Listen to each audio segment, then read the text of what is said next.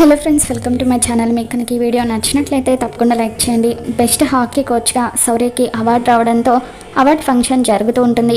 ఇక అక్కడ స్టేజ్ మీద శౌర్య అవార్డు అందుకుంటాడు. కొంతమంది శౌర్యని సన్మానిస్తూ ఉంటారు.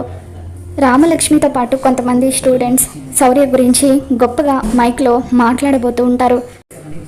ప్రభాస్ సోషల్ మీడియాలో శౌర్య రామలక్ష్మిల వీడియో అప్లోడ్ చేయడంతో స్టూడెంట్స్ అందరూ కూడా ఆ వీడియోని చూసి షాక్ అవుతూ ఉంటారు. రామ కూడా ఆ వీడియోని చూసి చాలా కోపంగా శౌర్య దగ్గరికి వచ్చి శౌర్య చెంప పగలగొడుతుంది. నా జీవితాన్ని నాశనం చేయాలని చూడటమే కాకుండా ఇప్పుడు వీడియోని అందరికీ పంపిస్తావా అంటూ రామ శౌర్య చెంప పగలగొట్టి ఏడుస్తూ అక్కడి నుండి వెళ్ళిపోతూ ఉంటుంది. మరోవైపు రఘురాం కూడా ఆ వీడియోని చూసి ఆవేశంగా శివరాంని గన్ తీసుకొని బండి మీద శౌర్యను షూట్ చేయడానికి వస్తూ ఉంటాడు.